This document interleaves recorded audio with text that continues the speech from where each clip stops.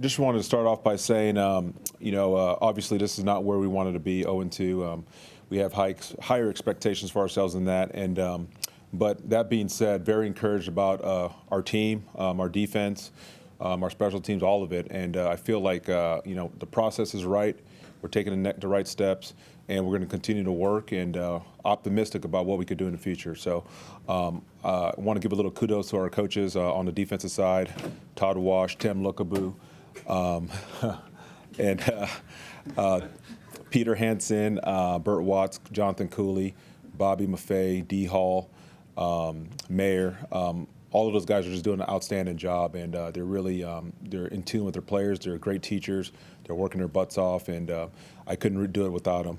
And then the last part is just, Shaq's deal is unfortunate, and, but talk about a professional, a player that I admire as much as any player I've ever been around. And he's a leader. He's a heck of a football player. He's a communicator. He's a team builder.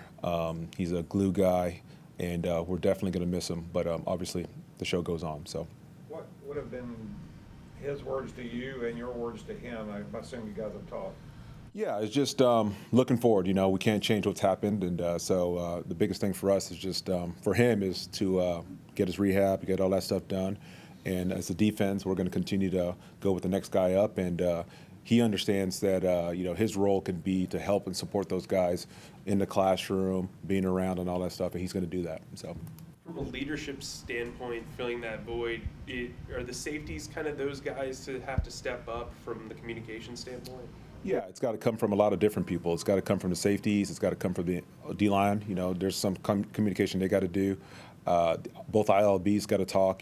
So it's got to come from a lot of different places. Are you planning to go with Kamu, or will it be a rotation with him? We're still trying to work through all of those different things. Yeah, we felt really good about how Kamu played in the game. Debo's obviously he's going to be up now. He's going to provide some depth, and we're kind of working through all those rotational things. Chandler Wooten is in play, so we're kind of considering everybody. What does Kamu bring to the table? Very athletic, very smart, very stable. But him and Debo are similar type of players. They're both guys that are, really good skill set in terms of coverage, running to the ball. Both smart guys. So. With a rotation like that, how do you kind of figure out who's going to wear the green dot and kind of make the calls for that? Yeah, that's all part of what we're trying to evaluate right now. We haven't cemented anything yet. We want to give everybody a chance, see what our options are. So much of that too is just not. You got to figure out who's going to be on the field all the time, right? It can be a deal that somebody's in and out and having a green dot. So that's part of it. There was a disparity, obviously, in percentages of Jeremy Chinn playing in this game. This past game compared to Week 1, what factored into that? Just the flow of the game. The first week there was obviously was more of a run-heavy deal, and this week, the game became a lot more of a pass game until the end, and that's where Jeremy's role is right now. There's going to be some third down rolls as well, but we're again, as the deal with Shaq has a trickle-down effect, so we're kind of working through all those different things. Quick thought on Frankie and the job that he's doing for the last 2 weeks. He's phenomenal. Great player, playing off the ball. He could play on the edge. He's a weapon on third down. And, there's very few people in the league that can match his play style. And it's relentless. It's nonstop. It's every play. Never takes a down off. And we are just very fortunate to have him. How would you rate his celebration dance with Kamu after the sack? I did not see it, so I don't know. Who would you kind of put in his style?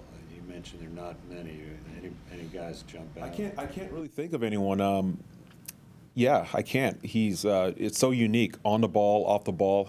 There's probably nobody in the league doing that right now. So. Two holdover guys who have seemingly upped their game in your system, Derek Brown and Xavier Woods. I'm curious, when you guys were plotting out this defense, how did those fits functionally set up within you? Are they set up the way you initially envisioned? I would say so.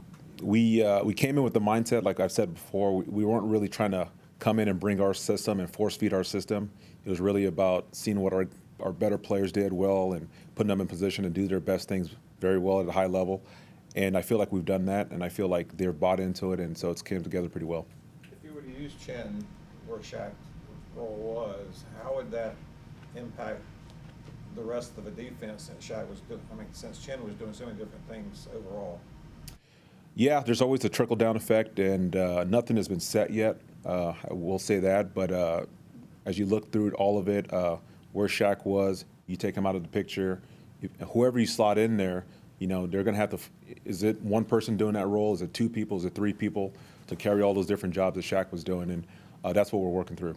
You had the two 40 shots down the field. How do you evaluate the corners when they're not really giving up a lot and there's that one or two plays that kind of just break out on you?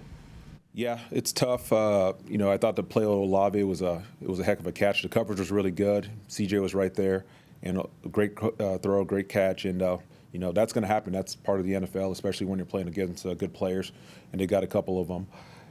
You know, the other one was later in the game. We were playing more aggressive because we needed to get the ball back. We needed to stop the run. We wanted to deny the quick game, and you know, so Dante was a little bit more aggressive on that deal, and so, but you know, that's part of it. You learn from it. You try to be better next time. What are the challenges with Seattle's pass game specifically? Just like last week, you know, they got two big-time receivers, a quarterback that can make the throws, a quarterback that can playoff schedule. Yeah, it's going to be a challenge. What about Metcalf specifically? Is he obviously the size, but how do you defend him?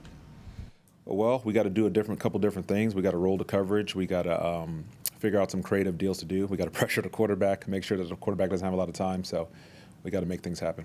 From a defensive standpoint, when an offense brings in another quarterback for short yardage or any other play, how alarming can that be for a defense, and how do you like kind of teach, you know, just play the play sort of situations?